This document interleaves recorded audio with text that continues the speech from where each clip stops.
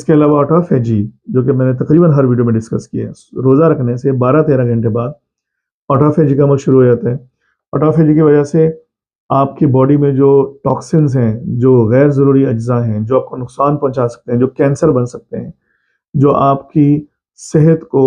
جو ہے وہ روکے ہوئے ہیں، تمام غیر ضروری اجزاء وہ آٹوفیجی کے ذریعے ریموو ہو جاتے ہیں۔ جب وہ ریموو ہو جاتے ہیں تو آپ کی باڈی میں خود بخود جو ہے وہ یوتھ کا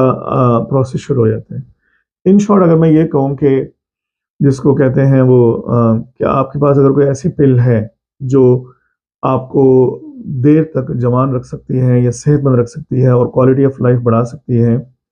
تو وہ بیسیکلی میں سمجھوں گا 3 چیزیں ہیں۔ ایک ہے روزہ، اور آپ عید کے بعد بھی ہر ہفتے میں 1 یا 2 روزے رکھیں۔ اگر آپ سنت فاسٹ کر سکتے ہیں تو بہت ہی اچھی بات ہے، یعنی جو سنت طریقہ ہے سحری سے لے کر افطاری تک۔ لیکن اگر آپ نہیں کر سکتے تو اس ثواب کی نیت سے نہیں، صحت کی نیت سے آپ ہفتے میں 1 یا 2 دن ایسا رکھیں کہ آپ نے صبح فجر سے لے کر شام تک کچھ نہیں کھانا اور پانی پیا، اور کچھ نہیں کھانا پانی کے علاوہ، تو اس سے زیادہ ثواب تو نہیں ملے گا، لیکن صحت والے تمام بینیفٹ